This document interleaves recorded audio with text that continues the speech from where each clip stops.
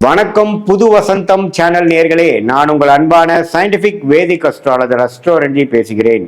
நல்லது நினைப்போம், நல்லதே நடக்கும். இந்த வீடியோவில் நம்ம என்ன பார்க்க போறோம்னா, 2026 ஜூன் மாதம் நடக்கக்கூடிய குரு பெயர்ச்சி மகர ராசிக்கு எத்தகைய ஒரு பலாபலன்கள் நிறைந்த அடுத்த 13 மாதங்கள், அதாவது ஜூன் 2026 ஜூன் 2027 வரைக்கும் இருக்கக்கூடிய காலகட்டம் மகர ராசிக்கு குரு பெயர்ச்சியால் எந்த ஒரு பலாபலன்கள் இருக்கு, எது மாற விஷயங்கள் காத்திருக்கிறது, எது மாற பலாபலன்கள், எது மாற வாழ்க்கை சம்பவங்கள் நாம எதிர்பார்க்கலாம் அப்படிங்கிறது மகர ராசிக்கு சயின்டிபிக் வேதிக் அஸ்ட்ராலஜி முறையில் எந்த விதத்தையும் மிகைப்படுத்தாமல், மூட நம்பிக்கைக்குள்ள போகாமல், பரிகாரங்களுக்கு போகாமல், உள்ளது உள்ளவாறு ஒரு கிரகம் ஒரு இடத்துல சஞ்சரிக்கும் பொழுது கர்மாவின் அடிப்படையில், அந்த இந்திய வேத ஜோதிட அடிப்படையிலான ஒளி தத்துவ பிரகாரம் எப்படி நம்மளுடைய கர்மா செயல்படுகிறது, எந்த மாதிரி ஒரு தாக்கத்தை அந்தந்த ராசிக்கு அந்தந்த கிரகங்கள் கொடுக்கிறார். குறிப்பா குரு மாறுவதனால், குரு கடகத்தில் இருக்கக்கூடிய குரு மிதுனத்தில் இருக்கக்கூடிய குரு கடகத்துக்கு மாறுவதனால் ஜூன் 2ஆம் தேதி என்ன மாதிரி ஒரு தாக்கத்தை கொடுக்கிறார். அந்த கடகத்திலேயே ஒரு வருடம் இருக்கும் பொழுது அந்த நவம்பர் டிசம்பர் ஜனவரி மிடில் பீரியட் 3 மாசம் பார்த்தீங்கன்னா அதிவக்ரமாக சிம்மத்துக்கு போனாலும் என்னவித தாக்கத்தை மகர ராசி கொடுக்க போகுதுங்கிறது நம்ம பார்க்க போறோம். இப்ப பாருங்க, குரு மிதுனத்திலிருந்து கடகத்துக்கு மாறுவது ஒரு அருமையான விஷயம். ராசியை குரு பார்க்கிறார். இதுவரை ராசியை குரு பார்க்காமல் 12ஆம் இடத்தை பார்த்து, 2ஆம் இடத்தை பார்த்து, 10ஆம் இடத்தை பார்த்து பல விரயங்கள், சுப விரயங்கள் சில பேர்த்துக்கு, அசுப விரயங்கள் நிறைய பேர்த்துக்கு போய்கொண்டிருந்தது மகர ராசிக்காரர்களுக்கு. ஏன்னா 12ஆம் இடம் என்று சொல்லப்படுகிற தன்னோட வீடை தன் குரு பார்த்து கடன், நோய், வம்பு வழக்கல், விரயங்கள், கையில் இருக்கிற காசு செலவு வேணா பயங்கரமாக ஆகுதுங்கிறது நம்ம செலவு பண்ணுற டெண்டன்சியில் அதிகமாக போய்கொண்டிருந்த மகர ராசிக்காரர்களுக்கு முதல் இம்ப்ரூவ்மெண்ட் என்ன நடக்குதுன்னா, முதல் செலவு கம்மியாகும்.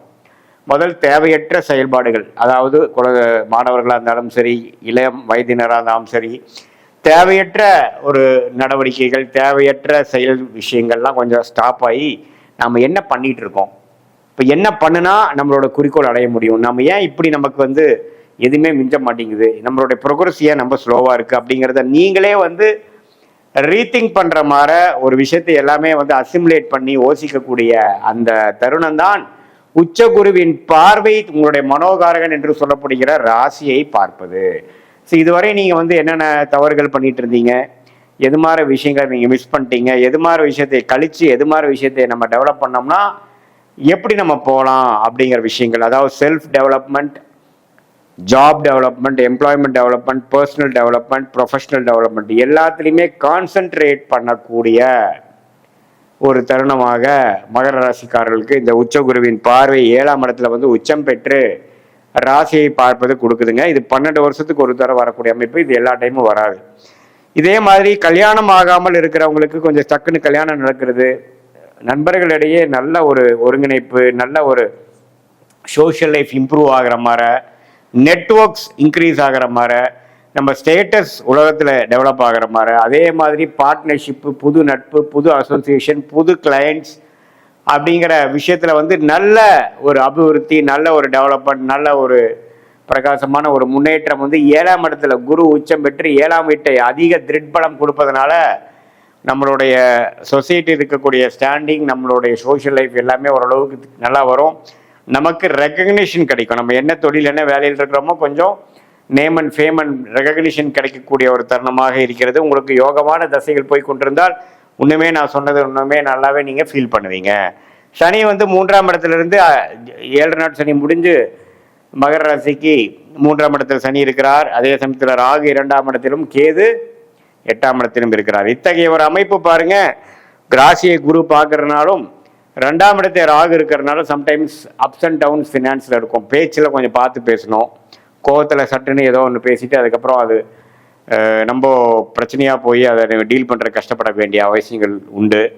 அதே சமயத்தில் நம்மளுடைய வருமானம், குடும்ப விஷயத்துலேயும் கொஞ்சம் கேர்ஃபுல்லாக இருக்கணும். ஏன்னா 7ஆம் இடத்துல 2ஆம் இடத்துல இருக்கக்கூடிய ராகு, 8ஆம் இடத்துல இருக்கிற கேது எந்த ஒரு சுப பார்வை இல்லாமல் இப்படி இருக்கும் பொழுது என்னதான் நமக்கு மனசில் உற்சாகம் அடைஞ்சு நம்ம கொஞ்சம் ஒழுக்கமாகி பழைய விஷயங்களை கழித்து புதிய ஒரு விஷயத்துக்குள்ள நம்ம போனாலும் ஃபினான்ஸ் இம்ப்ரூவ் ஆகிறதுக்கு இந்த செப்டம்பர் மாதம் ஆகும். ஏன்னா செப்டம்பருக்கு அப்புறம் தான் ராகு பயிற்சி ஆகி ராகு 2ஆம் இடத்துலேருந்து விலகிறார். ஸோ இந்த செப்டம்பர் அக்டோபர் வரைக்கும் அருமையான டைம். அதுக்கப்புறம் பார்த்தீங்கன்னா அதிவக்ரமாக குரு 8ஆம் இடத்துக்கு போவதனால இன்னும் கொஞ்சம் வெளிநாடு விஷயங்கள், இன்வெஸ்ட்மெண்ட் விஷயங்கள், வெளிமாநில விஷயங்கள், கொஞ்சம் கூட்டு தொழில் முயற்சி, கொஞ்சம் பல சோர்ஸில் பணம் வருவது, சுப முதலீடு, அது மாதிரி சில நல்ல விஷயங்கள் நடந்து பண விஷயத்தை கொஞ்சம் பெருக்கக்கூடிய, பணப்புழக்காட்டத்தை கொஞ்சம் இம்ப்ரூவ் பண்ணக்கூடிய, அபிவிருத்தி பண்ணக்கூடிய நல்ல ஒரு அமைப்பு மகர ராசிக்காரர்களுக்கு இந்த ஆண்டு முழுவதும் இருக்கு. குறிப்பாக நவம்பர், டிசம்பர், ஜனவரியில் இதை நீங்கள் ஃபீல் பண்ணலாம். அடுத்த வருஷம் ஜூன் மாதம் வரைக்குமே குரு கடகத்திலேயே இருந்து ராசியை பார்ப்பதனால் மனம் உற்சாகமடையும்.